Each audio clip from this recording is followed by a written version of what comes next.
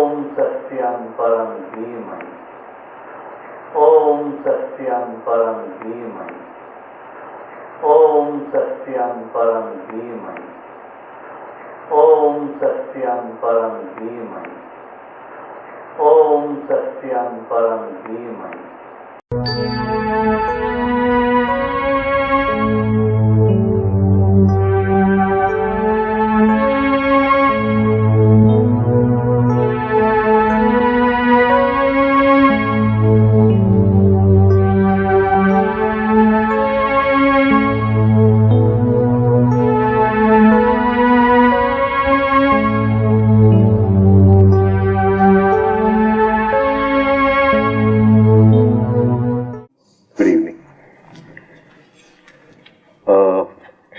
Try to connect up because yesterday we talked about events, we talked about an immediate state of like and dislike, then we said we invite the thought and then we think the thought, right? અહીં સુધી આપણે આવેલા.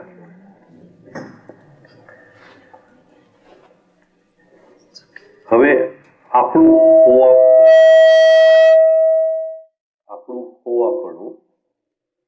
our being. What is being? હોવાપણું. Being is like a ladder. So there are two paths and both the paths must move simultaneously. બંને માર્ગ સાથે ચાલવા જોઈએ. The path of being, હોવાપણું, and the path of knowledge.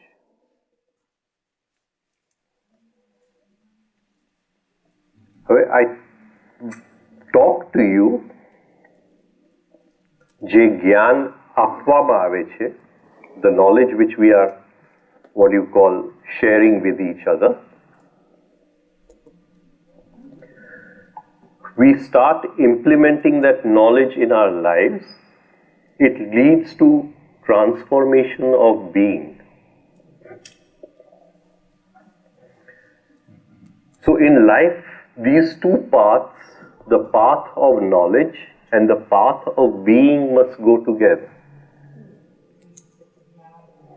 A scientist has a lot of knowledge, but even if he's quarreling with his wife all the time, if he's not aware of all the negative thoughts he's having, if he's always in competition with somebody else, then the knowledge has gone very far ahead, but the being is left behind. People have a lot of knowledge, but when it comes to ordinary living, their lives are full of negativity. It's the same irritation repeated every day, the same jealousy every day, the same thoughts about somebody else, judging other people every day. The level of being, the knowledge has not transformed into being. So knowledge does not guarantee being. Being comes from inner work upon ourselves. આપણે જાતે અંદર જો કામ કરીએ તો આપણું હોવાપણું ઉપર ઉઠે. Now being is like a ladder.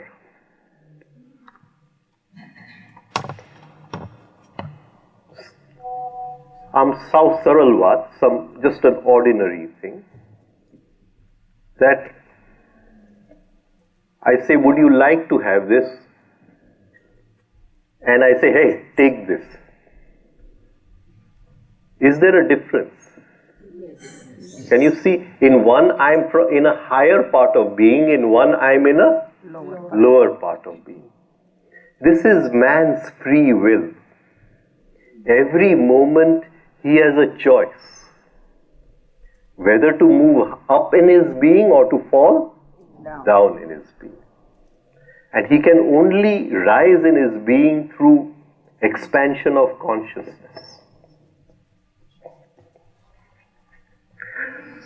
So,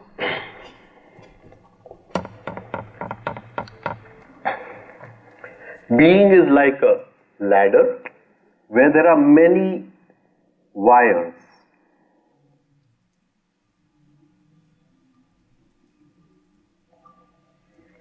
I am complaining all the time. Akho divas su faryad જ કરું છું. The whole day I am sulking all the time. મારું મોઢું ચડેલું જ હોય છે. Right? I can't see the good in anybody.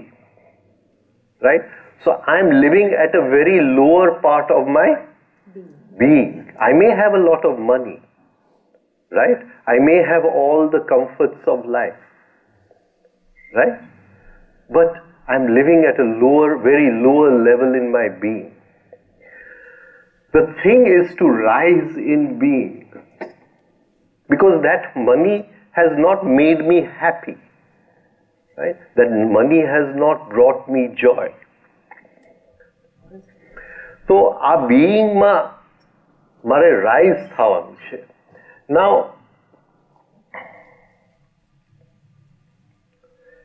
she had a question.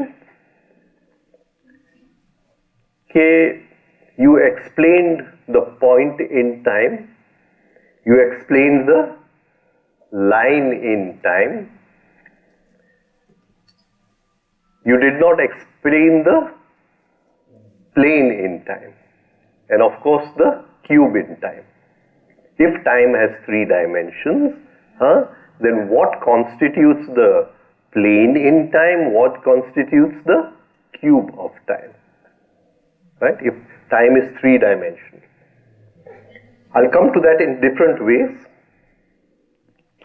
Now I am living on this level of my being. Right? And I'm moving on this time from birth to death. I'm moving on this line from birth to death. જન્મથી મૃત્યુની આ રેખામાં હું પસાર થઈ રહ્યો છું. I am somewhere here.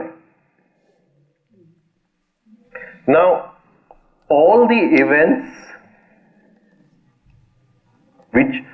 the quality of events which are going to come to meet me are already decided by my level of being. The quality of events which are going to come to meet me are already decided by my level of being. કે આવી જ ટાઈપના ઘટનાઓ મને મળવા આવી શકે. Only this kind of quality of events. Right? What form the events take is a different matter. If pain is going to come to me tomorrow, it may take a different form. It may come in the form of an accident, it may come in the form of an illness, it may come in the form of something else. Right? But it is already preordained. Walking on this line, it is already preordained. Now supposing at this point I am going to meet with an accident. If I change my level of being and I'm walking on this line, will that accident come in my life? I have changed the events of life which are going to come to meet me. Can you understand the plane of time? I have moved up on the plane of time. The cube of time is impossible to understand because everything is lying there. Right? So,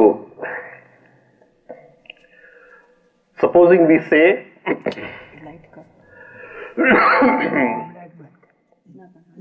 now I'll try to explain this in a different way, but before that I'll just finish this knowledge of being. My guru used to tell me, don't let your knowledge go 2 years ahead of your being. You see, we gather a lot of knowledge. But most of us have gathered hell of a lot of knowledge. Even a young child in India can discuss about God. Huh? So much of knowledge. So much of knowledge. But there is no transformation in being. The whole of the spiritual journey is about rising in being. Knowledge is a tool. Knowledge is helpful. There is a relationship of knowledge to being. Now, we're going to take this in some other way. Now, the first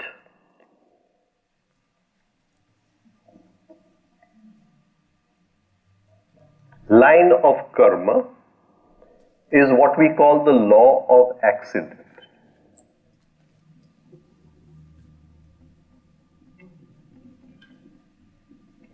We all live under the law of accident. Everything that happens in our lives is an accident because there is no consciousness. Can you understand? Tomorrow, if I fall ill, it is an accident because I go into a negative state. So that illness has put me into an accident.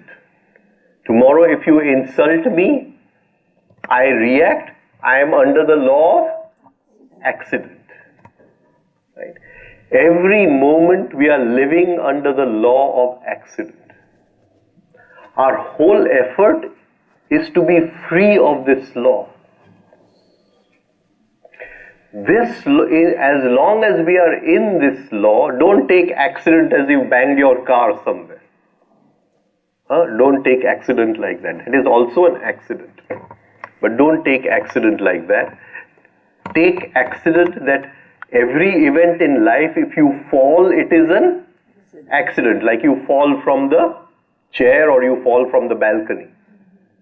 Right? So every event in life, if I rise in consciousness, it is not an accident. But if I am hypnotized by the event, I am still under the law of accident. If I am identified with the event, I am under the law of accident. Is this clear? Right? And my karma is going to be according to the law of accident. Right? Now this is the line of time which I am going to follow. Now,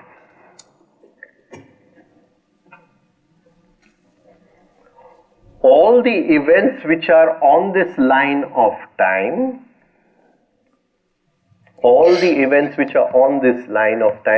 they are coming to meet me. They are coming to meet me as a structure.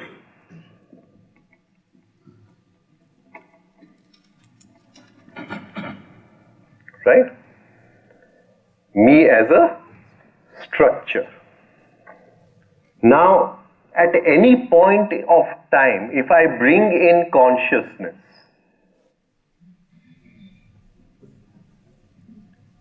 what happens? What happens? I rise. How do things change? How do things change? Don't just react. Take a pause. If I don't react, I bring in consciousness, how does this line of time change? Yes, but why? Why?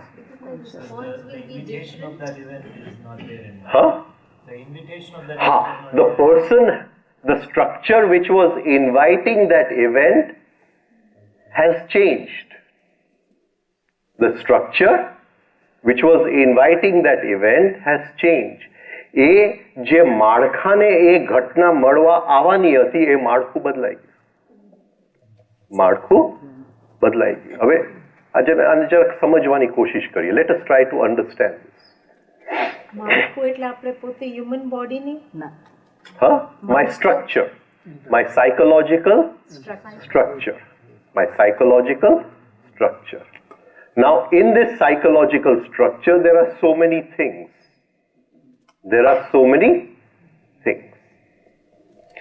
Supposing I say, in this psychological structure, there are 100 patterns of anger.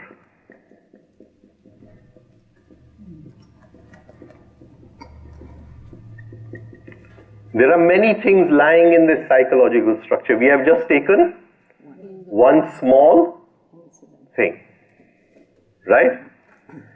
Now I say in my psychological structure, there are 100 patterns of anger. Mari andar 100 gussano patterns padela છે. Now, here an event comes, right? Some event comes, somebody brings his car in front of mine, somebody may not pay me proper respect, right? Something happens, and out of these 100 patterns, one pattern comes from the unconscious mind to the conscious mind. And I am already hypnotized by that thought. My state is negative. I have invited this thought and I start thinking this thought. I become angry. Right? I become angry. I explode in anger. Whatever I do, I create the act of anger. Now, one came out, the event is over, but because I got angry, 1 plus 1 became 2. One, the anger which came out, and one which I repeated the pattern, so one which I added to it. Is this clear? This is basic karma. Basic karma. Right? So one came out, one I added to it by getting angry. What goes back? 2 go back. 1 came out, 2 go back. 101 patterns are now there. Am I more in bondage or am I free of bondage? More in bondage. Jeev bandhai gyo vadhare. I have created a new karma. I have sown a new seed. Right?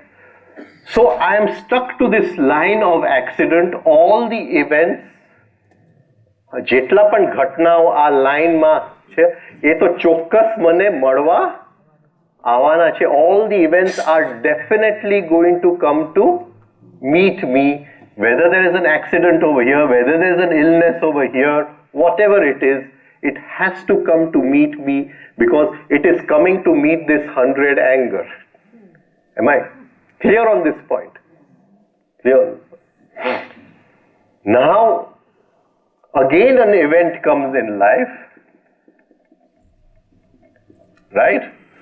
And maybe you have met some nutcase like me, right? And I tell you that try to be a little conscious, don't express the anger. My guru used to say your anger is very precious, don't waste it, right? So, we become conscious. We become conscious. Now this is a process. In the beginning there will be a tug of war between the anger and Mike trying to pause the anger. We'll go into that a little. But supposing now from this 100, one anger comes out and I don't get angry. I see that, look, this anger has come and it's trying to hypnotize me. It's trying to, like the fisherman puts a worm on the hook and, hypnotizes the fish. It's the same way that anger is trying to hypnotize me. I say I will not allow it. I'm going to watch the anger. I'm going to observe the anger. Right? And Patanjali he gives you observe for so much time. That time he calls as dharana. Dharana. Right? So the minute I've observed that anger for so much time, the anger gets transformed into something else. It is no longer anger. So one came out, but two don't go back in. How much is left inside?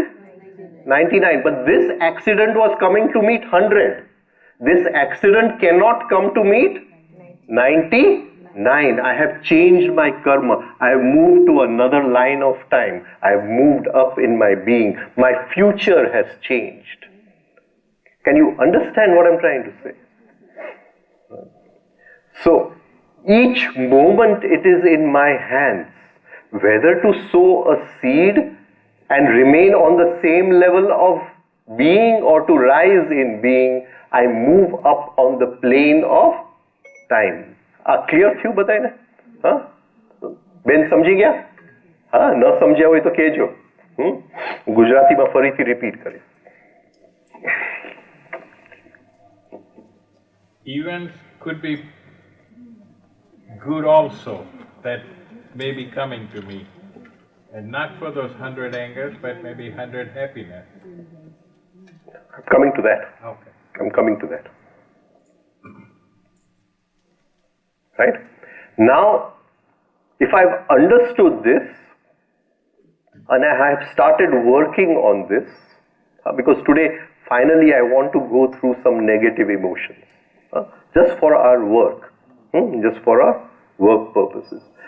Atlu I have understood, then I know that now there is a possibility to be free of the law of karma.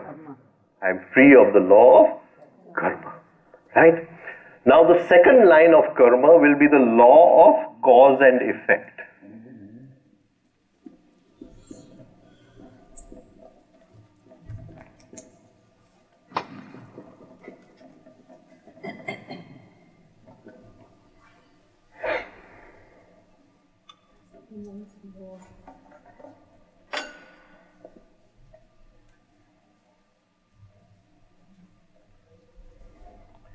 This law of cause and effect, my guru used to put in one beautiful statement. He used to call sanskar as the effect producing cause.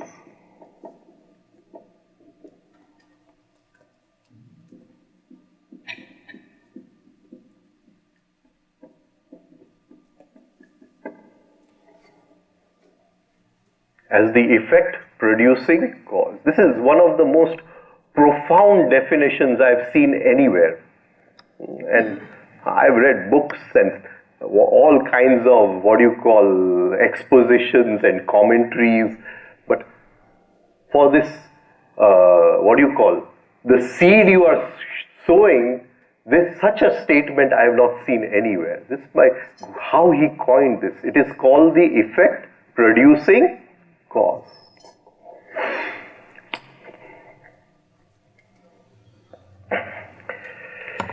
Now, that anger which I observed, that anger which died out completely, right? That very observation and that freedom from that one anger becomes a cause for a new effect. So I'm sowing a new seed. I'm sowing a new seed. And as I take consciousness from moment to moment, I am no longer in the law of accident. I am sowing new seeds which are going to create new effects in the future. New effects in the future. Right? So now I have freed myself from the law of accident, and I have now moved into a new line of karma called the law of cause and effect.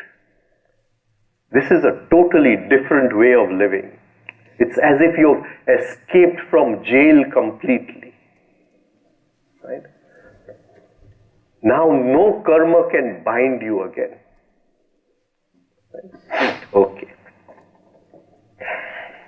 is it that when I see that particular anger, I tell myself that I don't have to get angry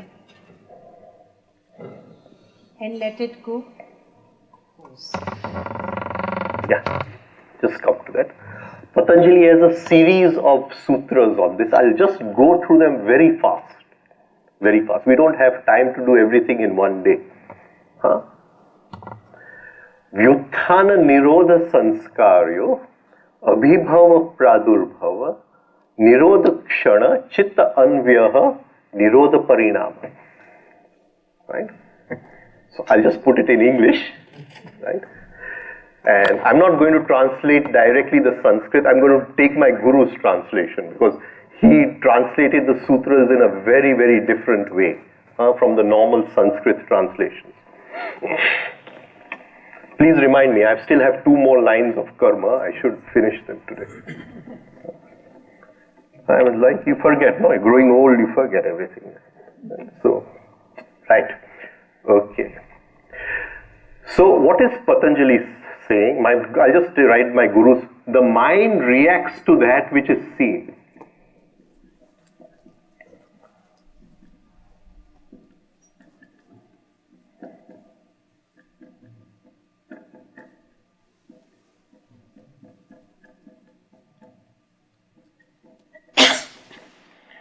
As seen, you can take as seen, heard, felt, or anything, right?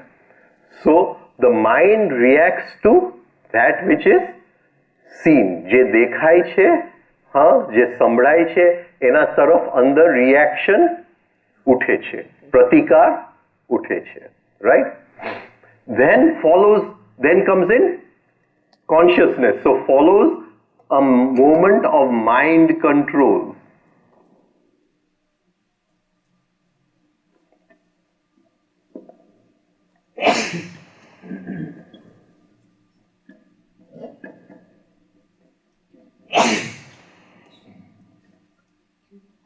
I see the reaction coming up, right?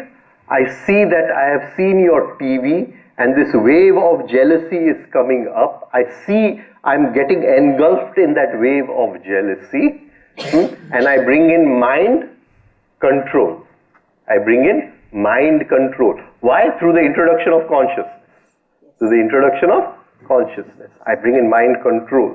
I'm observing that this jealousy has come from the unconscious mind, right? It's like a tidal wave. It's taking me into its tidal wave. And if I don't be aware, the next moment I will say I to the jealousy, I become jealous, right? So then follows a moment of mind control. Then the mind stuff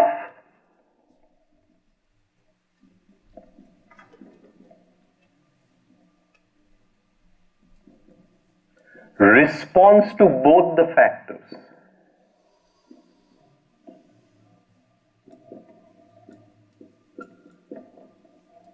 The factors. Now he calls these factors as mind control,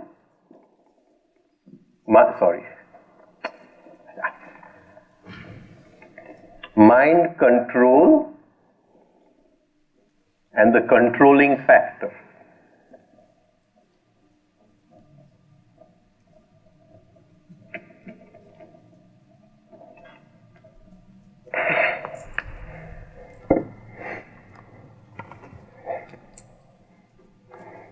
That is, I have paused, the reaction is coming up, the jealousy is the controlling factor. Through consciousness, I am bringing in what is called a pause. I'm trying to not say I to the jealousy. I'm trying not to sign the check. The jealousy is bringing the check and trying to make me sign it. The minute I sign it, I become jealous. I become jealous. So, the jealousy is there. I see it trying to hypnotize me. I say no to it. So, there is mind control and there is the controlling factor where jealousy is trying to pull me. Is this clear to everyone? Right? Jealousy may win. So I've lost the small battle, but again I'm going to fight the war. right? So jealousy may win. Now, this tug of war will go on. We have to hold the statue inside. The statue inside. Where do we hold the statue? Like we played statue when we were children with the body, how do we hold the statue inside? Where do we hold the statue inside? Mind. Yeah, but with what? With the thought which came. We don't want to think the thought. So many other thoughts will come, we will say no to those thoughts. We will hold one thought. I saw his TV, and jealousy is coming. Hold that thought. And initially there will be a tug of war.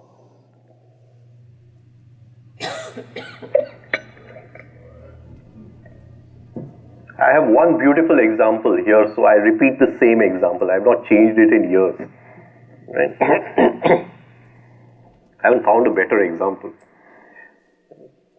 There was this great Taoist master, his name was Le Taju.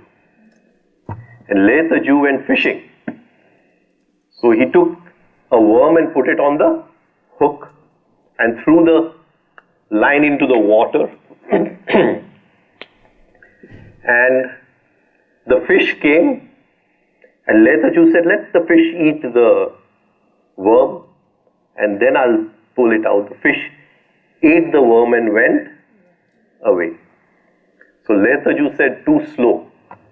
Again he put a worm, threw the line in the water. This time as soon as the fish tried to pull the worm, he pulled the line out, the fish took the worm and went away. So he said, too fast. Right? Third time he put the worm, he threw the line, the fish came, the fish ate a little, the amount the fish pulled, he pulled. Again the amount the fish pulled, he pulled. At one point the fish got caught and it came out. The jealousy or the anger will pull, we will pull back. We will hold our consciousness. Again thoughts will come, a whole wave of thoughts. Again it will pull, again we will pull back. This is called yam. In yoga you have ashtam yoga, yam, niyam, asan, pranayam, etc. This is yam. To resist. To resist. Can you understand what I'm trying to say? Pardon? Yeah. Okay. And then my guru says, if this process will go on where the mind is responding to both these factors, a point will come where they will both go away. And only the perceiving consciousness will remain. Only the observer, the process of observation will remain. They will all go away and you're free of that one pattern of jealousy. This is a glimpse of moksha. Glimpse of moksha. Right?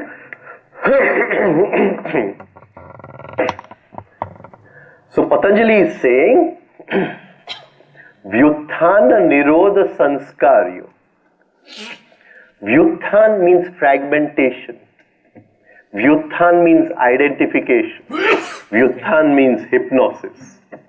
Right? Vyuthan Nirodha. Nirodha means to pause, bring in consciousness. Bring in consciousness. Right?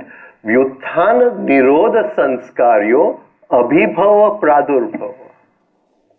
Vyuthano sanskar, asta થાય છે. It is sunset.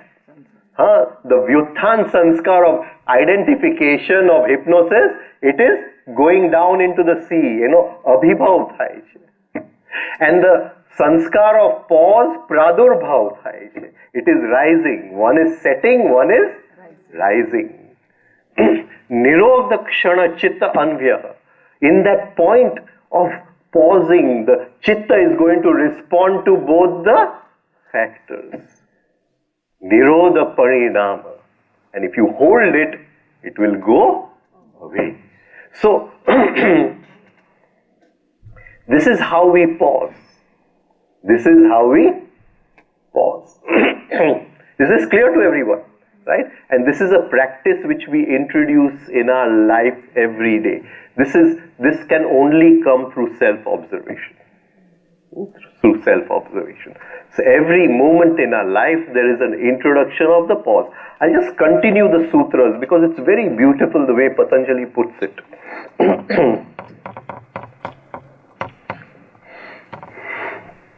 The next sutra Patanjali says is Tasya Prashanta Vahita Sanskarat.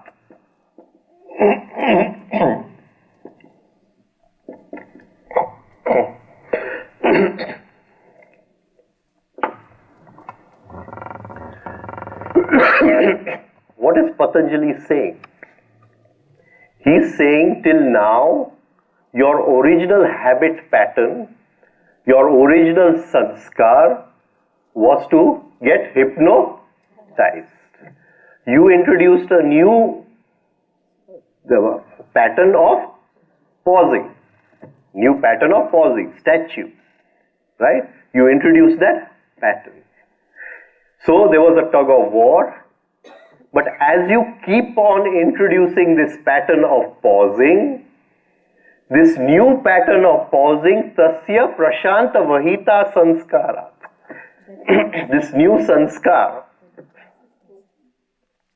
it will flow like a shant river.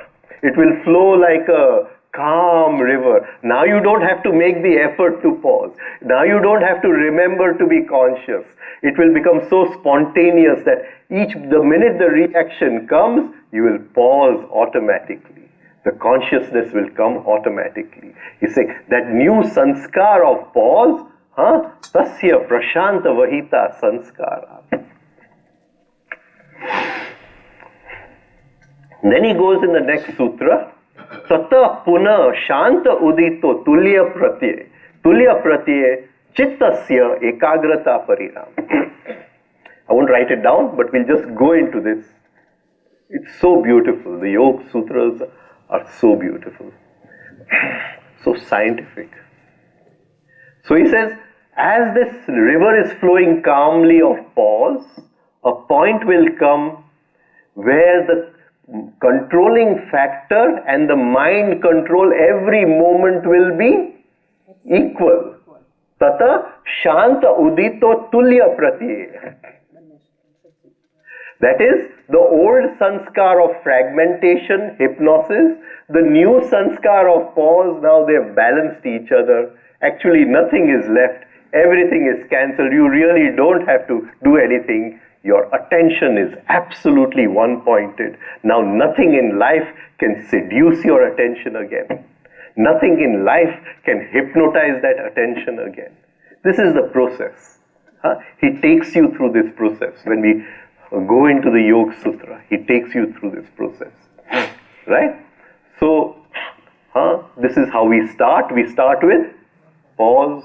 There will be a tug of war. Many times the controlling factor is going to win over. We'll again get hypnotized. Again we will practice. And a point will come where we'll be able to pause every time. Can you see? We are being freed of karma. We are being freed of karma. That is why Patanjali has not talked about karma yoga at all. He only talks about kriya yoga. Of course, there are sutras on karma. There are sutras on karma.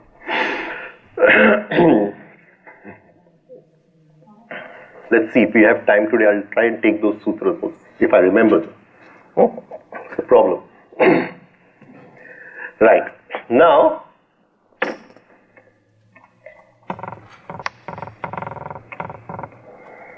we are now moving on this line of cause and effect. Each moment as we bring in consciousness, we are sowing a new seed for something to happen in the future. Right? So we are on this line of cause and effect.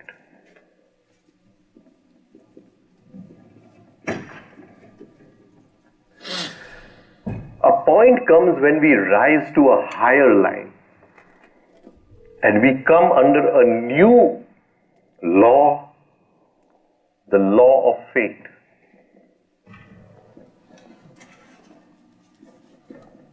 What could this mean? What could this mean? And there must be a rising. There must be a climbing of a ladder. We are moving from one line to another line. What could this mean? I hope I'm clear on this. Because I have found that many people come and say, you're talking way up there. Right. One question. So, when we are in balance with the mind control and the controlling factor, then we rise above and we reach the ladder of law. No, I'm coming to that. I'm coming to that. Okay, now that you have brought this up, very nice of you. Very nice of you. What would it mean in life? Why can't I just say that we are free of it completely? Why does there have to be a balance? Why can't we just be free of it completely? Because it's an energy, so it is going to transform into something else. And no, because we want to live our normal lives. We want to live our normal lives. We want to live our normal lives enjoying all the emotions of life. It's important to have a balance. Yes, we want to enjoy all the emotions of life. We don't want to become a dry leaf.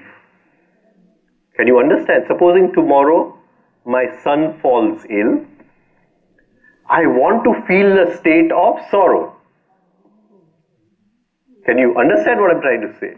Now, if I become a dry leaf and there is no balance of the controlling factor and the mind control, I say it is not there only, not necessary, I am above all that, then will I feel the sorrow?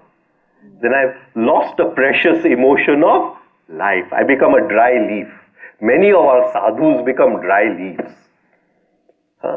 Instead of the softness of life, the obstinacy of life takes them over.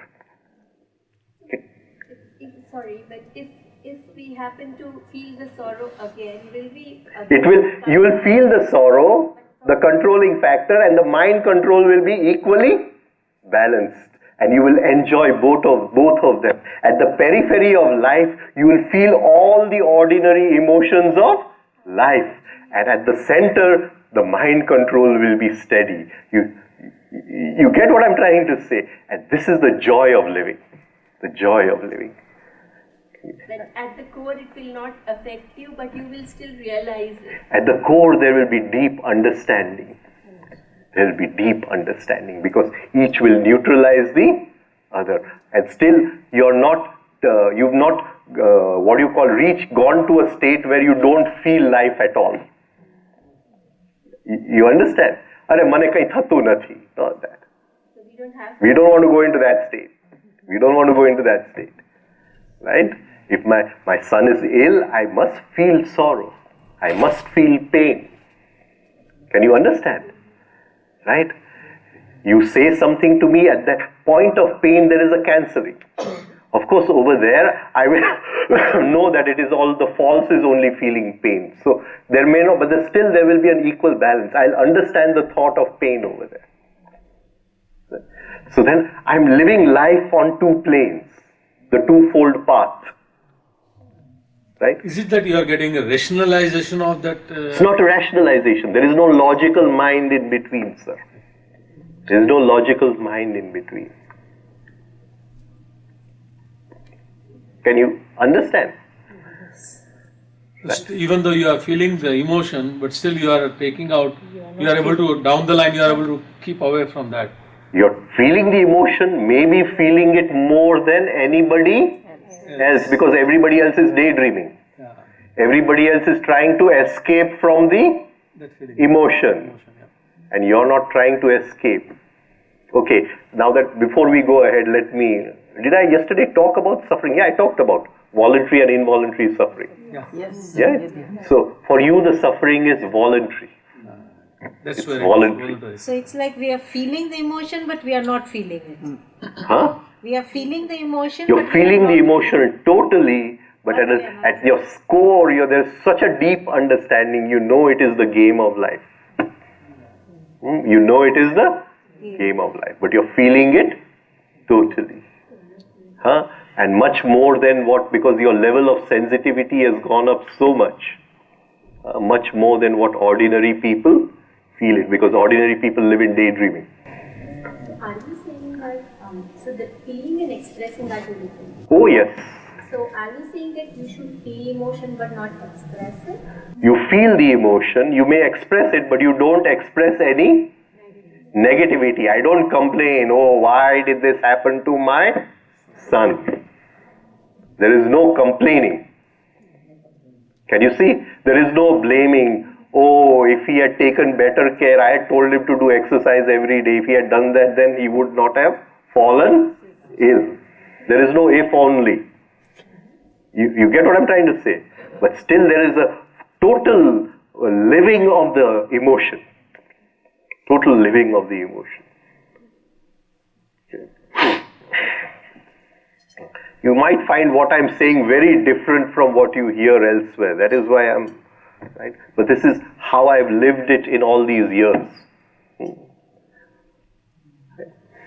Okay. Now we'll go a little more into this.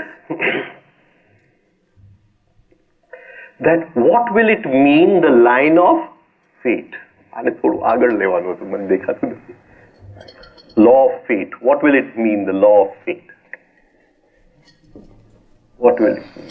Now we are coming to something very, very important. We want to be, see, when Buddha was enlightened, what was the first thing he did? What is the first thing he did? He went to look for his friends.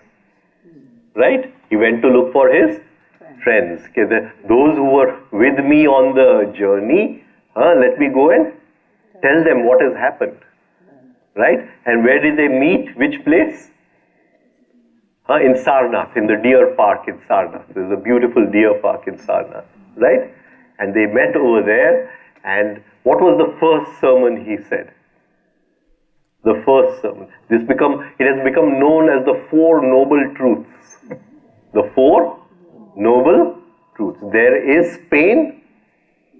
There is a cause of pain. That cause can be known and removed. And if the cause is removed, pain which is yet to come tomorrow can be avoided. Heyam dukham anagatam. Anagat je aivu nathi, je dukh aivu nathi, eno hey thai sake che. It can be killed. Heyam dukham anagatam. It's the same thing. Can you see? It's the same thing. We are just expressing it in a more modern way. Can you repeat that one? Right? Can you repeat the first one? There is pain. There is a cause of pain. Right? The cause can be known and removed.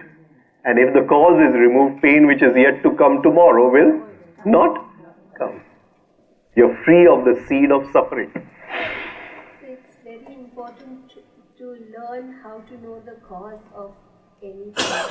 So this is what we are saying over here. That it is that anger which is inviting that pain tomorrow.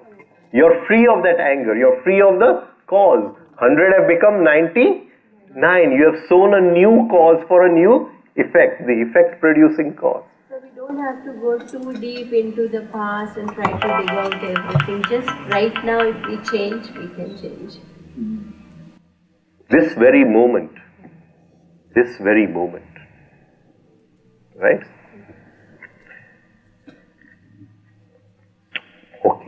Okay. I'll just explain a little what she said.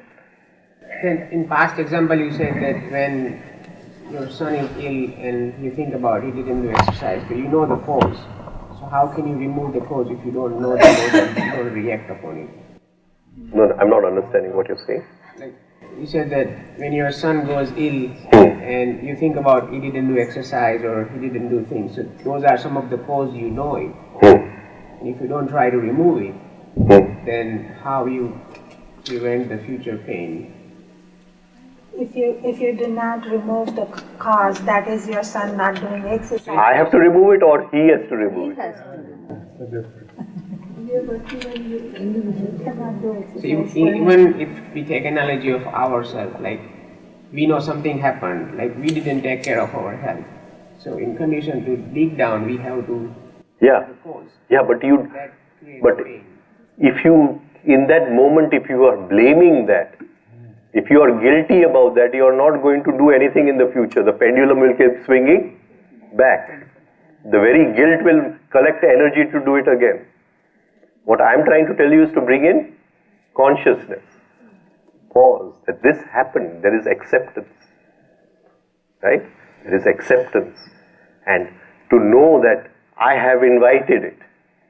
And that invitation factor is lying within me. And can I be free of that invitation factor? Then it cannot come again. Right? Now, see, try to understand with the physical body, because people keep on coming with examples of the physical body. Right? The very word sharir means that which decays. Shiyate iti shariram. That which decays every day is the body. Can you understand what I'm trying to say? You cannot reach a state where there is no decay. Right?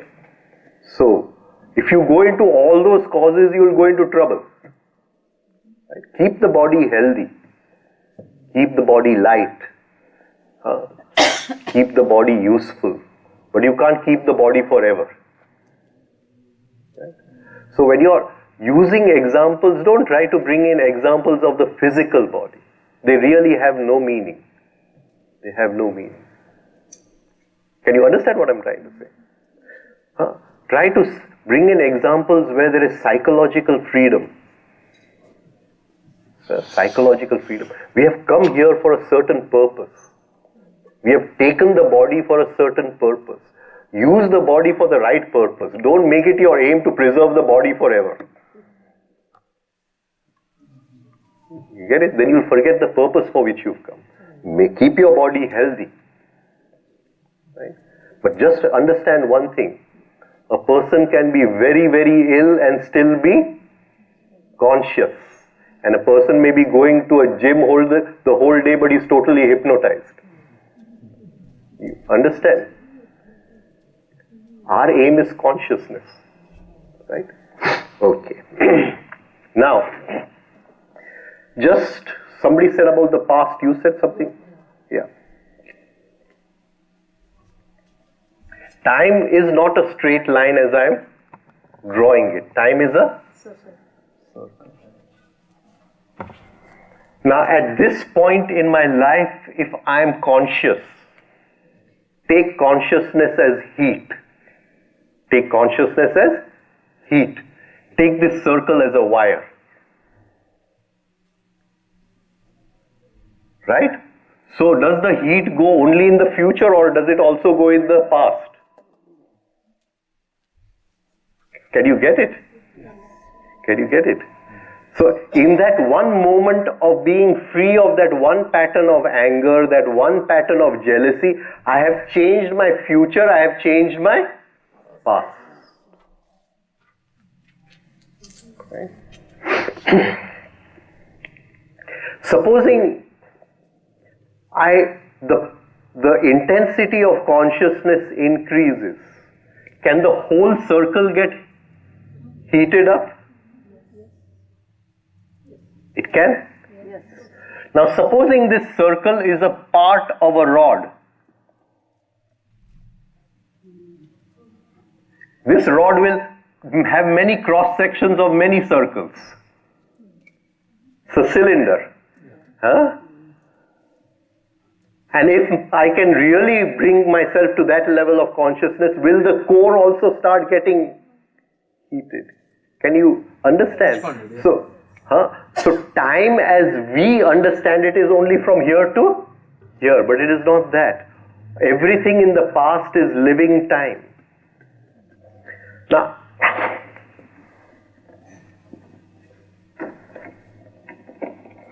how do I approach an event? How do I approach an event? Supposing, take typical events in life. You see, the problem with us is that we divide time into hours and minutes and seconds and days and months and etc., years and all. But this is a very arbitrary division of time. Time is not hours and minutes. It is only for our convenience that is hours and minutes.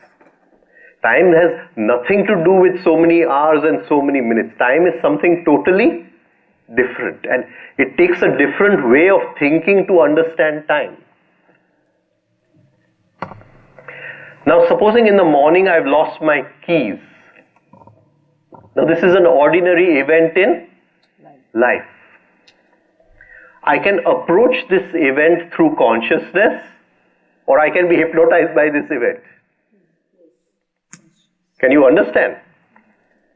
Now, supposing I'm hypnotized by this event, right? Does it stretch through the day? Does it stretch through the day?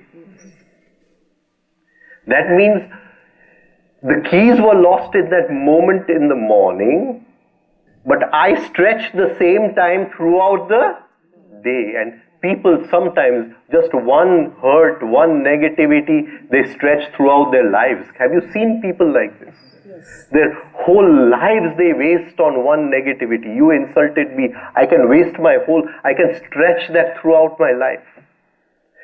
Time is a, it is a flexible commodity. I can contract it, I can stretch it. Consciousness means the art of which time do I want to stretch and which time do I want to contract. This is the art of consciousness. You see? So somebody was telling me about the good memories, she was saying about the good memories. Right? To be able to stretch the goodness of one moment, to be able to stretch the joy of one moment to a longer period throughout the day. Consciously stretch it.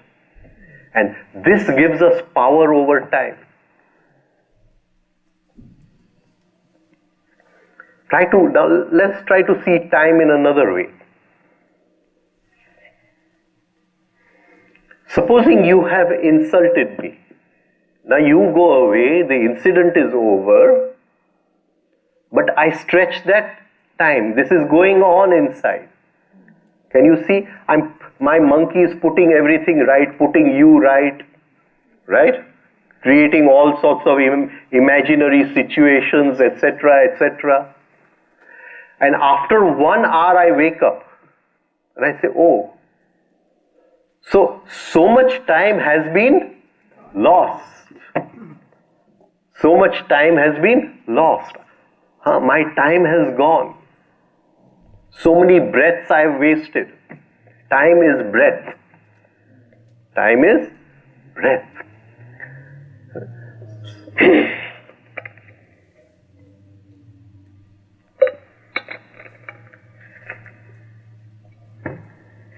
Now we come back to this. The next line of time, the law of fate. The law of fate. What could it mean? What could it mean?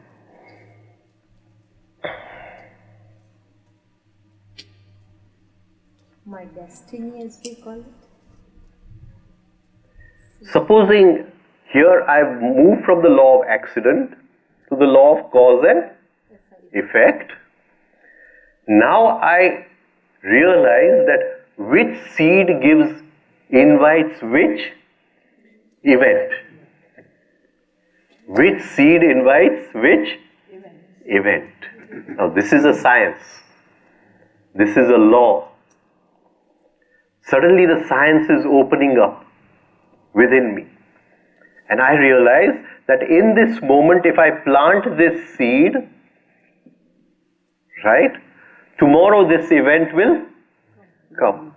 Now such a knowledge can also be used negatively. And this is where all the black magic comes in. So we cannot go into this very deeply, but what will be the seed of good fortune?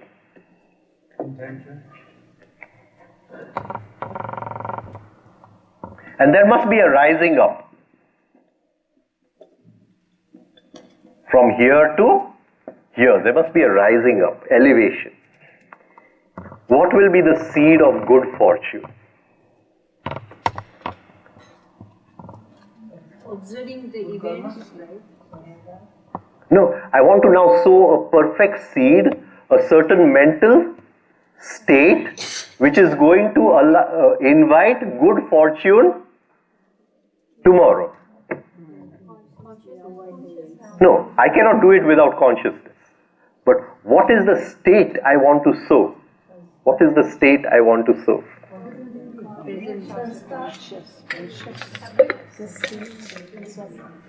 The double arrow.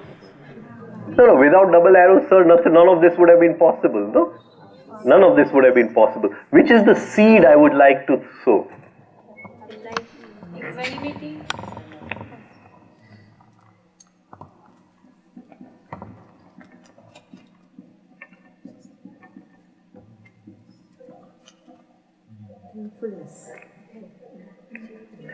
Each moment, if I can sow a seed of thankfulness, it has to bring good fortune tomorrow. Now, gratitude, thankfulness, gratitude. A state of gratitude, not gratitude towards something. A state of gratitude is in a state of gratitude. Because otherwise the gratitude is due to some outer event. Then again we've gone back to the law of accident. Try to get this clearly. We don't want to go back to the law of accident. Law of accident. What does it mean? Sowing a seed of gratitude. Thankfulness. Appreciation of what we possess or what. Supposing you have insulted me. Now, how am I going to sow a seed of thankfulness? Forgive by forgiving. Thank you. See, the I cannot forgive. The I cannot forgive. Right? There has to be a point where the I dissolves and forgiveness happens. You understand what I'm saying? If the I forgives, then I will forgive you and I will not forgive him. Right? So again, मैं तमने माफ कर दे दो. ego. The most stupid thing. मैं तमने माफ कर दे दो. People say, I have forgiven you. What? But still the chatter That's the highest form of egoism. Right? I have forgiven, as if you can forgive. Right? When someone insults you, Right? Now we want to reach, please, there's an elevation. So there's an elevation. so when someone insults you, Right. you're watching that anger come out and you're not blaming that. No, you are free of the anger. You have now gone into the law of cause and effect. You observe the anger, you have sown the seed. Now you're on this line. Now you want to rise to the other line. And you know the only way to rise to the other line is to be in a state of thankfulness. Thankfulness. How are we going to do this? Can I attempt? Yeah, please.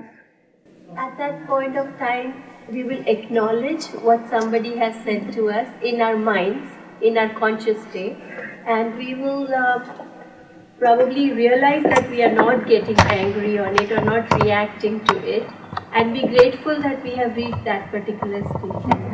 Okay. Supposing I say in this line there is sympathy, sahanubhuti, and in this line there is compassion, karuna.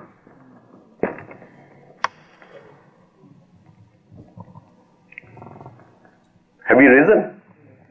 What does it mean? Come, now let's see. What does it mean? Right, very true. How come you've gone right at the back?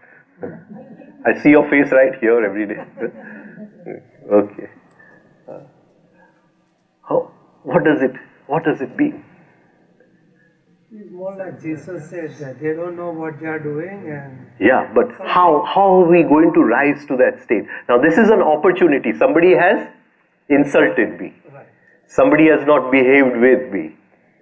Somebody has not appreciated me. Right? And I'm free of the reaction. There is no reaction. But from this state now I want to rise to a higher state.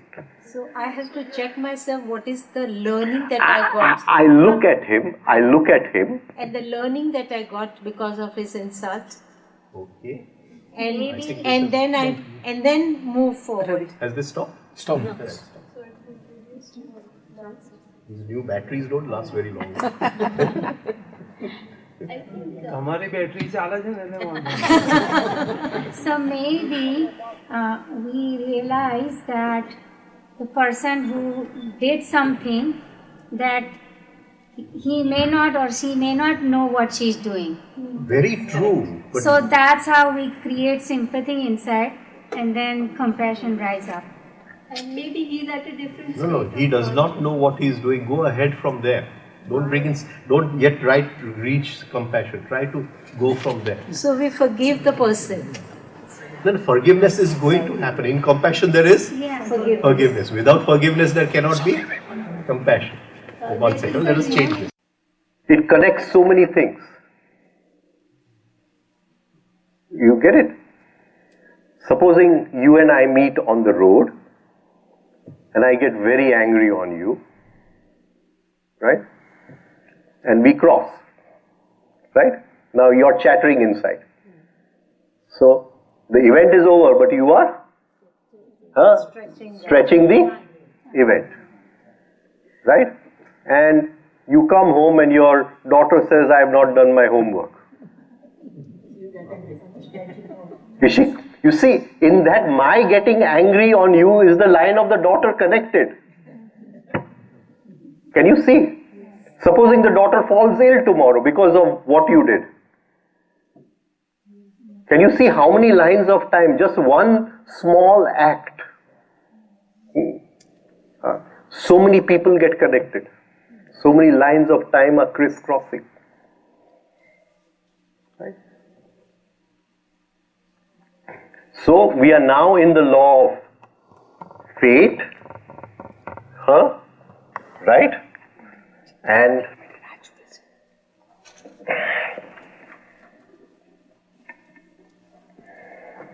we can now invite a future event.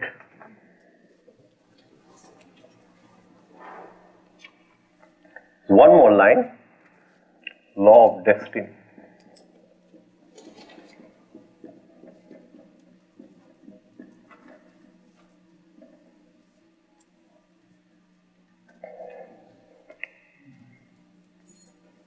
What will this mean? What will this mean? One more line. What kind of karma will this mean? What kind of karma will this mean? The purpose of this whole birth. Very true, very, very true. Tell me, come on. There is very true, very good. Tell me. So what role he has in the nature's cycle, how will it affect humanity? The soul goes through experience. It lives those experiences consciously and is free. So there must be one line which says all the experiences which the soul must go through. Which is that line? Which is that line? The law of destiny, that line. Which is that line? And which is the Shastra which expresses that line? Which Shastra? Very famous. Which Shastra expresses that line?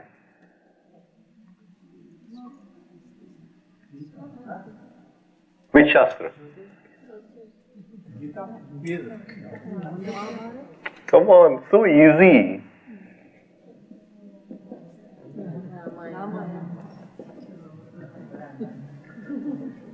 Now, even that I want to invite any event is not there. There is no one, no living, there is no entity there which wants to change anything. Can you understand? So Ramayana is that line of time which gives you all the experiences which the soul has to go through. And Ram, because Ram, the meaning of the word Ram is the one who comes to play. Ramayate iti Ramam. Ramayate iti Ramam. So the one who comes to play, he has come to show you. He has come to show you that the soul has to live through all these experiences. He knew in advance that Sita was going to be taken away by Ravana. He knew in advance. But did he stop it? No. He could have sown a seed if he wanted to. But he did not sow the seed. He walked on that path. So all the experiences needed for the soul are in one Shastra. It is called the Ramayana, the Shastra of play. And the one who plays, in playing, what do you get? Anand, Masti. Masti is called Sita. So the one who plays the game is married to Anand, Masti, Sita. Right? Only the player. The one who cries, Ravan, Rudayate iti Ravanam. The one who cries and makes others cry. He can kidnap Sita, but he cannot possess Sita because he is crying. He has to keep her in the Ashok Vatika. You see? So, as long as you are crying, as long as you are crying that life has not given you, and you want to indulge in life through all 10 of your heads or whatever it is, you can never have real Anand in life. Real Anand is Sita. Real Anand is Sita. Right? So he can kidnap Sita, but he cannot possess Sita. He has to keep her in the Ashok Vatika. Only the one who plays can marry Sita. The one who is willing to play the game. Doesn't want to change anything. Doesn't want to change anything. And to reach that state, you must have what you have to have in life. You must have an aim. Aim is Lakshya, Lakshman. Can you see? Such a symbolic Shastra it is. Symbolic Shastra. Right? So, he is walking on the line of destiny, like he said, my friend over here, that all the experiences needed for the soul has come to experience. You go through pleasure, pain, whatever you want to go through and be free. But he comes to play the game. To play the game. So these are the four lines of karma: the law of accident, the law of cause and effect, the law of fate, and the law of destiny. This is how we rise in life. This is all in our level of being. And each level of being attracts a different life. Each level of being attracts a different life. This means that But there is really no fate without you doing something for it.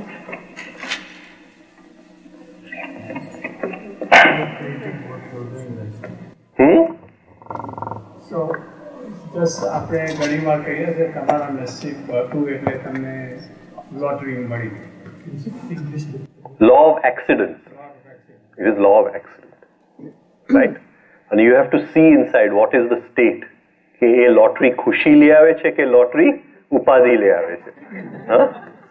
When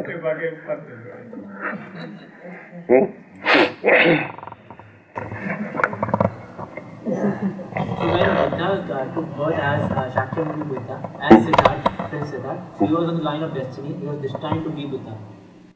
Yeah, but he achieved enlightenment in this life.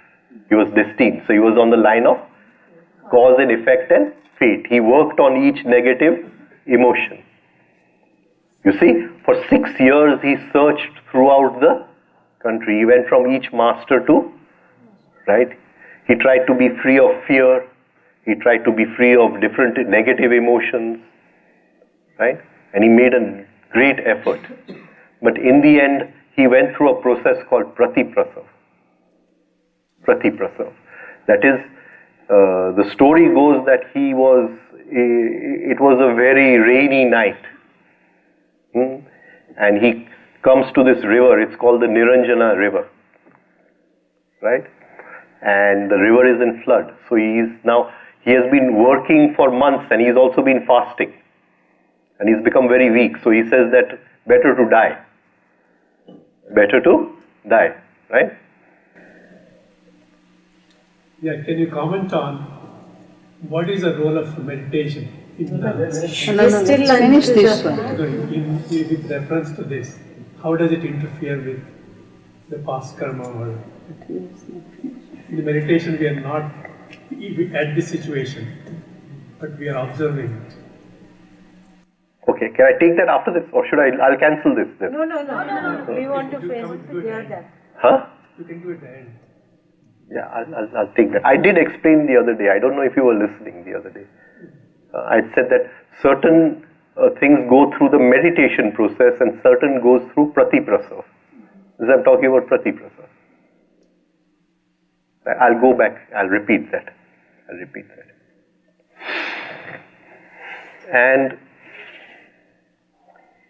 he jumps into the river to die, and the river is in flood because it's raining very heavily and he has no strength. Right? And somehow he reaches the other shore.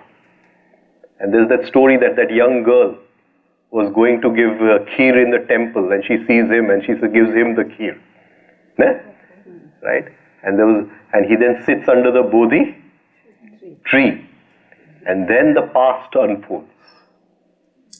Memory unfolds. He has freed himself from desire, but he is not yet free of. There are only two chains, memory and desire. Desire had broken, but memory had not broken.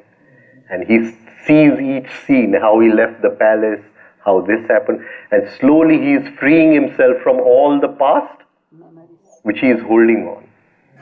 Right? And then he opens his eyes.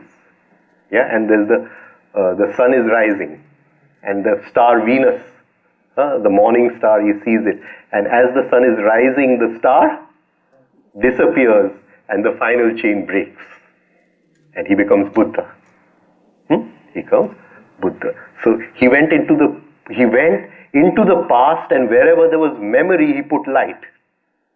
And he did this process throughout the night. And the story goes that the storm and everything, this is a story, that everything was conducive. That as he was becoming free, the storm started calming down. And by morning there was absolute calmness, and he had reached that state of calmness.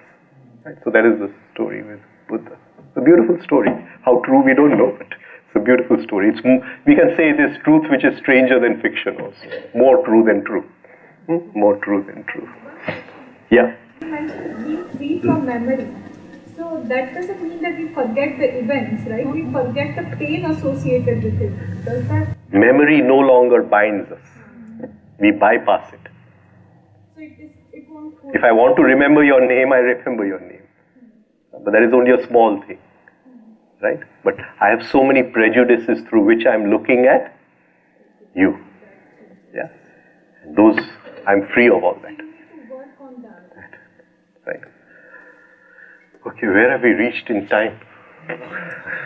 Law of destiny. Law of destiny is over. I'll just take his question. Yeah.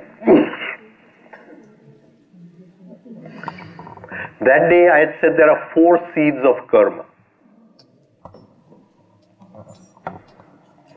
Do you remember them? Okay. Asmita, Raga, Dvesha, Abhinivesha.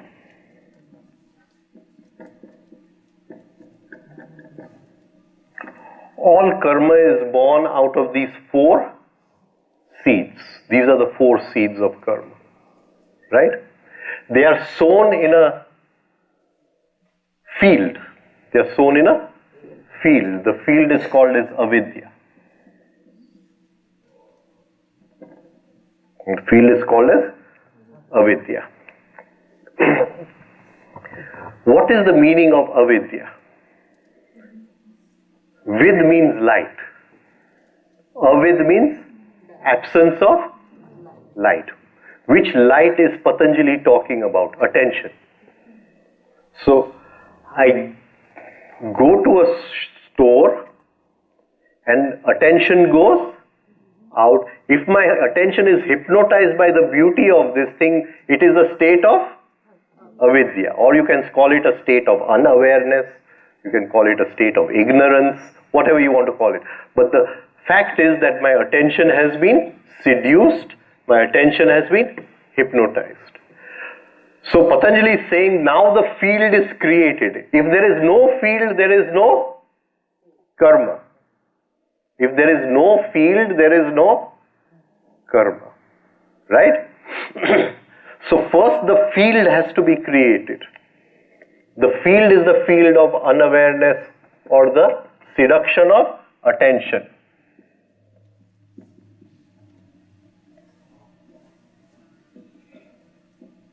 We took this that day, all this.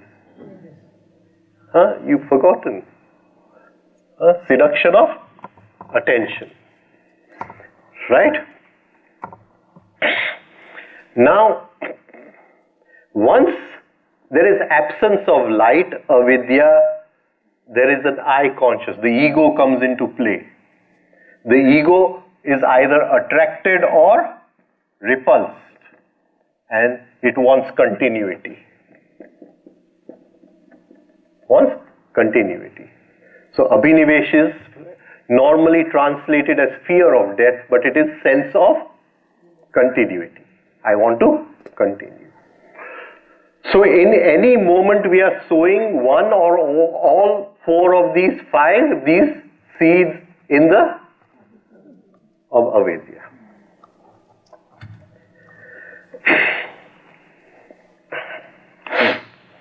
Now, Patanjali then says that each of these seeds are of 4 kinds. Prasupta, Tanu, Vichinna, Udar.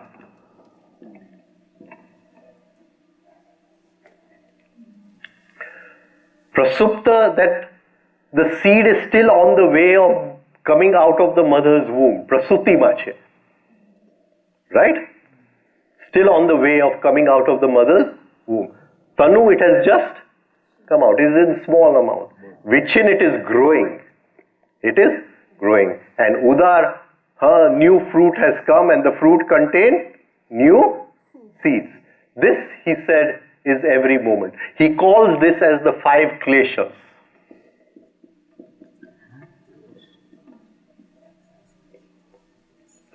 One of the names of Krishna is Keshav. Keshav. The one who has destroyed the 5 kleshas. The one who has destroyed the 5 kleshas. Right? So we call Krishna as Keshav. Right? So these seeds are in 4 different forms, and they are all growing in this field of unawareness. Now what he says, all this can be done away through the meditation process. Through the meditation process. When he says the meditation process, he does not mean sitting in meditation only. That is a net practice. That is a net practice. He means daily living, what we talked about. Am I clear on this? Daily living. But he says that if you are in a state of awareness, then there is no state of avidya. These cannot operate. These cannot operate. Is this clear? Then he says there is one more state of the klesha. One more state of the klesha, which he says cannot be got away through the meditation process. This he calls as sukshma.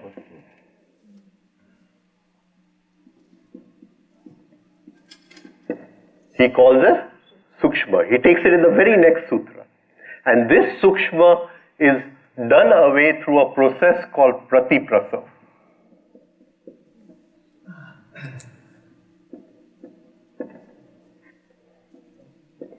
Prasav means prasuti. Pratiprasav means reverse prasuti. The child is coming out of the mother's womb, you send the child back. You send the child back. Now this is this is what we are talking about, what Buddha did. Throughout the night he went into the past, and wherever there was darkness he put light. He put light. By morning he was free of the final klesha. The final form of the klesha. You understand what I'm trying to say? Now, we can't do it like Buddha did it. We forget Buddha, right? We have to do it in normal life. In normal life. So what do we do in normal life? I hope this is clear to everyone. At least some part of it. I know it's difficult, all this. And just taking the Yoga Sutra from the middle doesn't really mean anything. What do we have to do? This sukshma has to become a little more gross. It has to become prasupta. And you send it back. You send it back. Right? So I may say I am free of anger in the prasupta, tanu, vichin and udar. But anger is still lying in which form? Sukshma. Sukshma. Right? But I cannot see that anger. Through any form of meditation I cannot see that anger. But when a situation arises, that anger which is sukshma becomes prasupta. It comes into my level of awareness. I send it back up its mother's womb. Reverse prasuti, prati prasav. Right? Or I say it is made of the three forces. We talked of the three forces yesterday. Please don't ask today. Huh? Right? I send the three forces back to a state of rhythm and balance. I'm free of it. And then I'm free of this one. Huh? So he takes this in two stages, Patanjali. Sukshma means memory, right? Huh? Sukshma means memory, right? Sukshma means a very small seed which is left as a memory pattern. Microscopic. Not memory, memory pattern. There's a difference between memory and memory. Smruti and sanskar. There's a difference between smruti and sanskar is a tendency. Smruti is a memory. It is there as a tendency. Even that tendency goes. Even that tendency goes. Clear? Right? Okay. There's no point in me taking something new. Negative emotions I was thinking of taking, but so if there are any questions, we'll take questions. Yes. I want to hear negative emotions. That's more important. Negative emotions. You said about planting the seeds. When the child is born, he didn't do anything. Why does he suffer so much? As soon as he's born, sometimes his father is died or mother is died. Or so many things he has to go through. Why? I know he will say it's past birth, karma birth.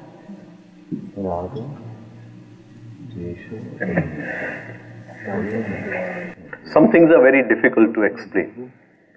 Some things are very difficult to explain. Huh? Were you there when I explained Smruti and Sanskar?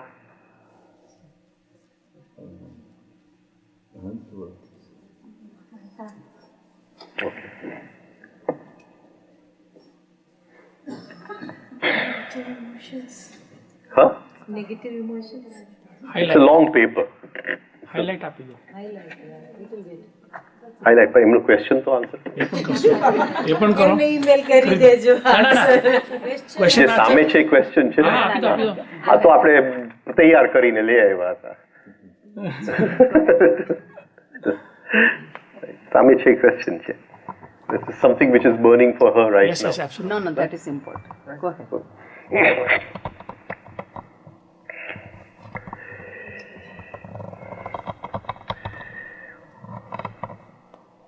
Supposing that day I talked about understanding. I hope you remember that talk on understanding.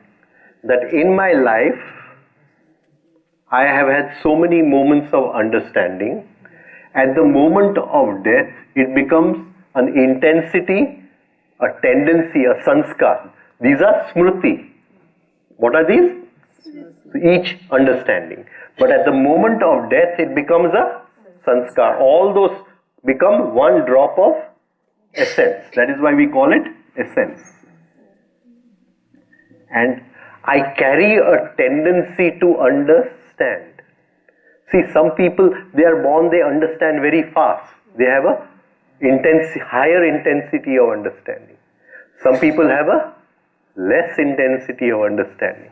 So, how much of essence have I formed out of all my understanding of the past, this life, that smriti becomes sanskar.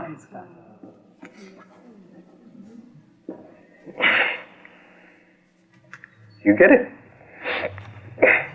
Jati desha kala vyavahani antam api antaryam smriti sanskaryo ek rupvat.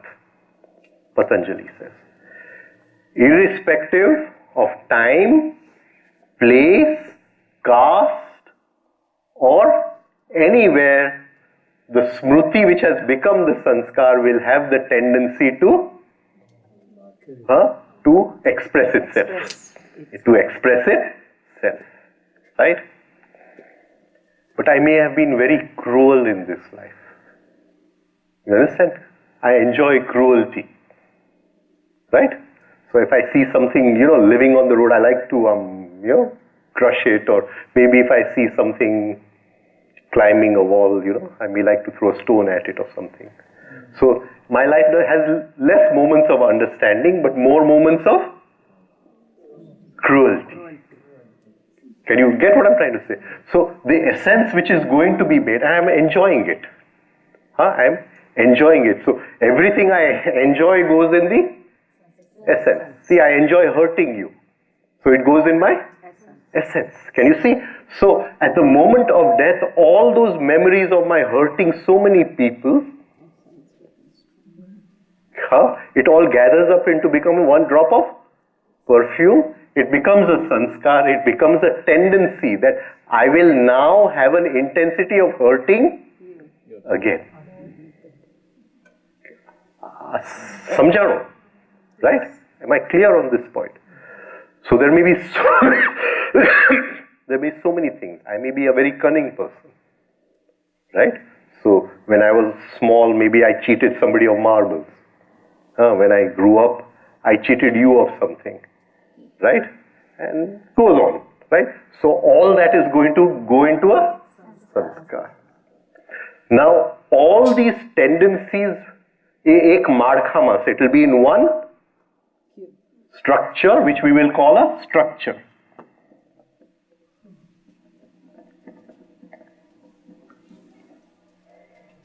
It is called a structure. Everybody has a structure. That's like we said. Now in my structure there are 100 anger. Right? I'm changing my structure. This structure invites conditions of life. Why this happened? The structure invited it. You understand? But there are some very rare exceptions to the structure.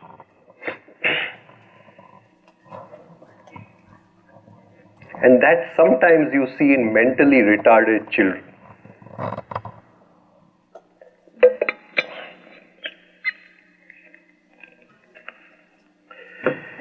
When you look in their eyes, not all of them.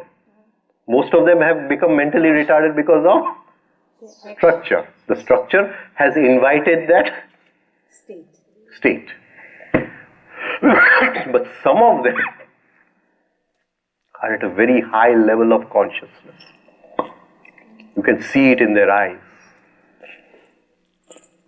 As if this, when you look in their eyes, as if this state which we are so sympathizing with and which is causing so much pain to us, for them is a game. This is a game, as if they are playing the game. Right? Now, those are exceptional cases, and it needs somebody who knows to look into their eyes and know, okay, this is this case. So, in yoga, we have a saying of something called yog brushed.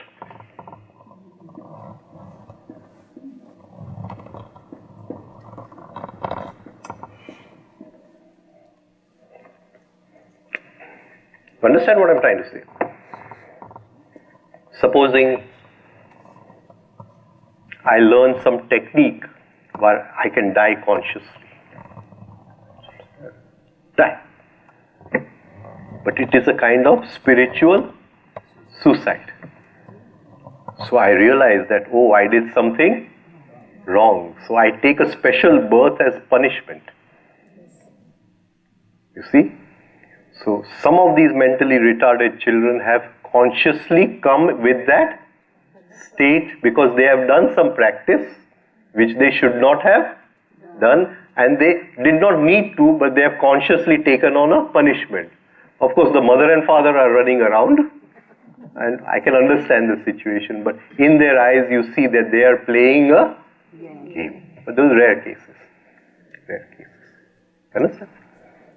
Are these the autistic children mainly? Because they don't have the eye-to-eye contact with the people. You can see it. You'll see it. If you look in the eye, you'll know that some children have purposely come this way.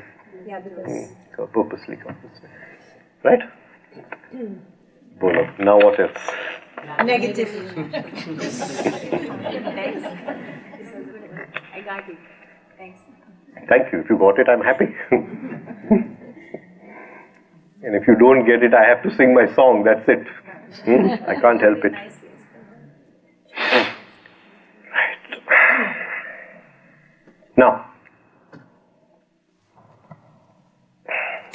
I have not talked about centers, but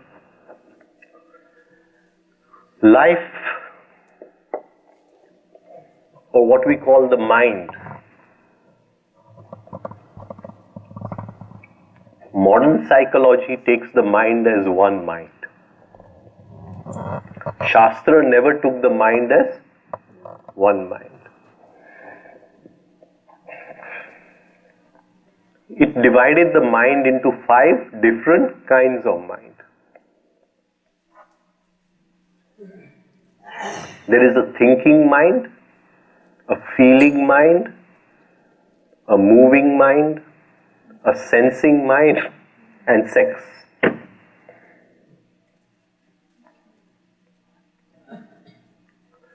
Now,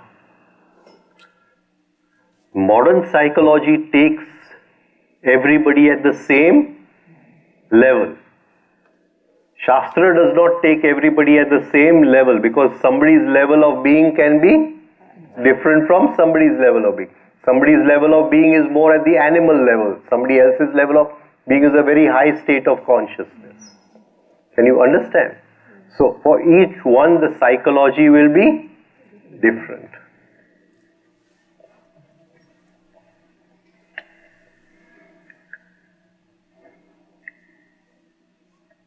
Now, these are 5 windows from which we look at the world. Truth is all the 5 windows together. But everybody has their center of gravity in one window. Supposing the husband has the center of gravity in the intellectual center, the thinking center, and the wife has the center of gravity in the feeling center, He is looking out of the thinking mind. He says, today there's not going to be any rain, it's a sunny day. The wife is looking out of the feeling mind. She's saying, Arey, there are so many clouds, it's going to rain today. They are both going to fight. And there is no understanding of one another. And this is the situation every day in life. Somebody's center of gravity is in the thinking. Somebody's center of gravity is in the feeling. They love to feed other person, look after other people. Somebody is always rationally thinking. Somebody is in the moving. You can see there are so many people. They cannot sit for 1 minute throughout the day. They have to keep on doing something. Their center of gravity is in the moving. Sportsmen, their center of gravity is in the moving. And some people have their center of gravity in the instinctive. Either of these four. We'll keep sex out. Right? So instinctive is, I love to enjoy life, eat, drink, be merry and enjoy life. So, where is my center of gravity? Now, when truth comes in the intellectual and in the feeling.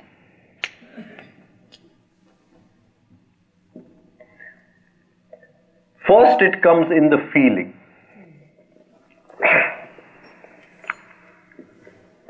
What can anyone tell me what is the real function of emotions? The real function of emotions. To what? To perceive the truth. Very good, very good. Excellent. To perceive the truth.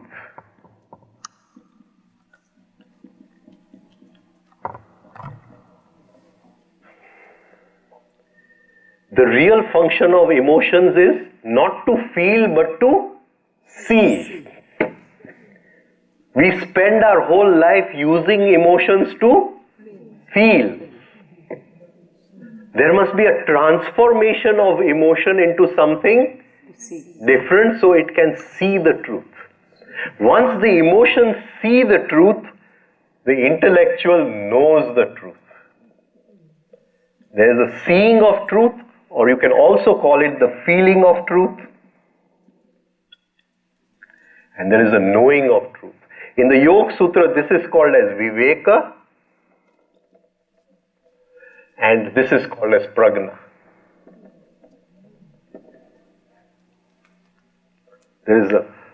You see the truth, but with the emotions we have, we cannot see the truth. Our emotions get stuck everywhere. Our emotions go up and down. We have to transform those emotions. There has to be a lot of work. And the first step is we have to get rid of all negative emotions. See, as long as there are negative emotions, we will never perceive the truth. Both cannot go together. I can't say I see the truth and I also hold on to my anger. Both are not possible. I have to give up one. Can you understand what I'm trying to say? And that is why work on negative emotions is very, very, very important. Most important. All negative emotions hypnotize us. Sublimated. Huh? It should be sublimated. Yes. We must be free of them. We must be free of them. Right? Not only the negative emotions has to be freed, but we must kill the negative part of the emotional center completely. It has to be got rid of. In yoga, it means getting rid of the Manipur chakra completely. In yoga, it means getting rid of the Manipur chakra because it is all lying over here. This is a long process. So many people come and say, but the Guru gets angry for the disciples. And I say, please don't give me any lecture on that. If the Guru gets angry, there cannot be truth. It's as simple as that. If the Guru is still getting irritated, there cannot be truth. If this Guru is still getting upset, there cannot be truth. Both cannot be together. Right? This negative emotions have to go for perception of truth. And if there is perception of truth without the negative emotions going, then that truth will be eaten up by the negative emotions. It will be eaten up by the ego completely. There will be no living of the truth. Right? So I made a few lists. What negative emotions do we have to observe within us?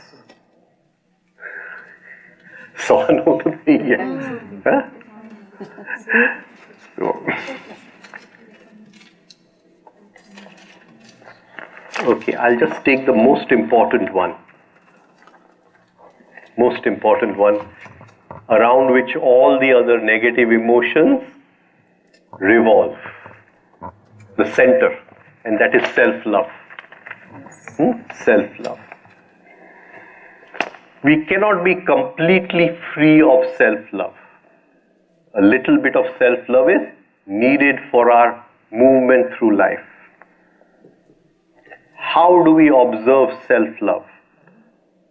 Self-interest, self-esteem, self-admiration, self-delight, self-praise, self-seeking. Right? Can we see that self-love opens some doors and closes some doors? Right? All my friends, have I made them through self-love?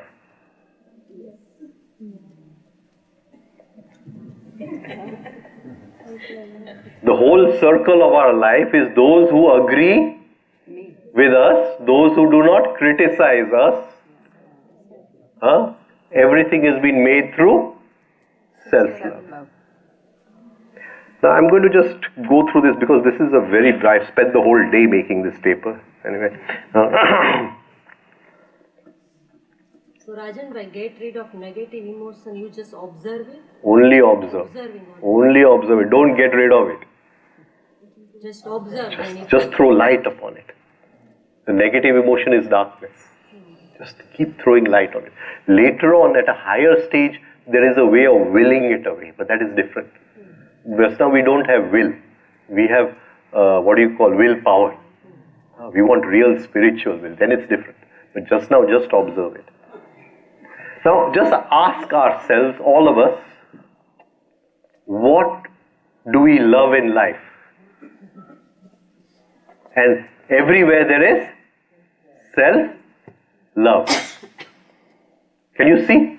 Love of food, love of comfort, love of possessions, love of being praised, love of children, love of money, love of power, love of going to the theatre, loving to dress, love of scandal, knowing all what the actresses are doing,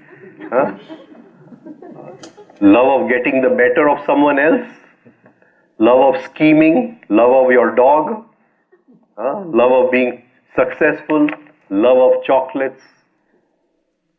Come on, tell me, how is this self-love? How do we observe self-love? Actually, our mind gets stuck to it, right? It's not fulfilled. No, try to see where is self-love. Supposing I love going to the theatre and I meet her somewhere in the train, right? And she says, I also love going to the theatre. Can you see the self-love? Then we'll become friends. Same interest. Can you see? It is not friendship, it is self. It has nothing to do with friendship. Practicing ourselves. It's very difficult to observe this. Very, very difficult. This is the most difficult one. All the others are very easy. But actually that has benefit also, right? Because out of self-love we know that we are consciously suffering and that's why we come towards It's because of self-love Like we have desires, right? Are we consciously suffering, first of all, tell me? We are involuntary suffering. Huh? Right? Right. That is, we make the involuntary into voluntary, not conscious suffering. Yeah, Krishna is conscious suffering. His suffering is conscious suffering for a certain purpose. Right? He did not come back to Gokul and Vrindavan for a certain purpose. It was a conscious suffering. He wanted to uplift Radha, to take her to an equal state with him. Right? And if he had come back, it would have spoiled the job. Right? So he never came back. So that is conscious suffering. Right? Ours is not conscious suffering. We voluntary suffering. We are observing the suffering. Yeah? Observing the suffering. I wanted to bring you something, self-love. Right? I see people laughing, I feel they are laughing about me, self-love. Right? I go in a room and nobody talks about me and I feel inside I'm complaining inside, I'm whining like a dog inside. Right? Self-love. I'm always restless that somebody should appreciate me. I'm easily offended in small things, somebody criticizes me. All self-love. I always keep myself very high and everybody else very low. Self-love. Right? So these are just a few things. It's a very, very deep subject, self-love. Yeah. The things is self-seeking, right? In self-love. What is that? Self-seeking, you said. We only seek that which humors us. We'll only seek that which satisfies us.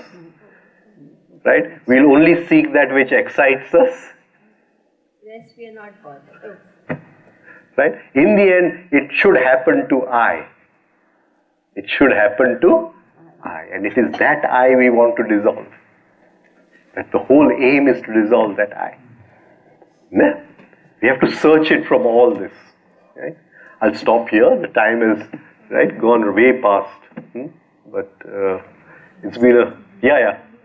Observing, right? But sometimes observing leads to more frustration. And because we know that we had an image until now that, we are not a bad person, but suddenly... that is a good frustration. It's called, we don't call it frustration, we call it divine discontent. We don't call it frustration.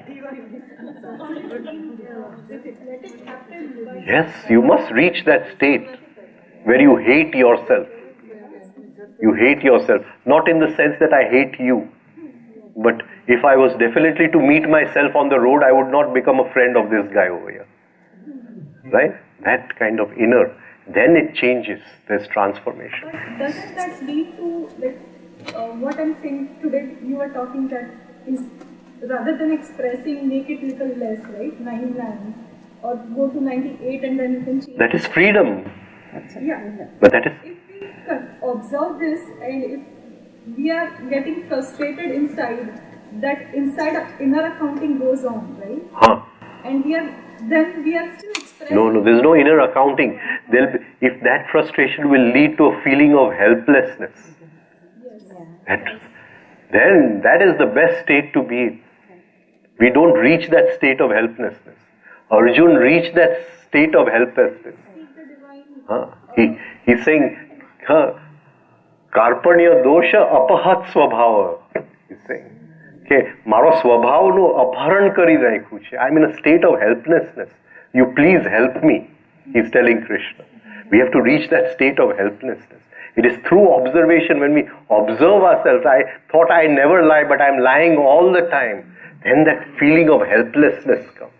Then things will start working inside. So there are many things, pride, vanity, jealousy, envy, self, just all this I'd written today. But doesn't matter, some other time we'll take it. Right? Okay? It's been a wonderful 5 days. And with God's grace we'll meet again. Thank you. And God bless you all. God bless you.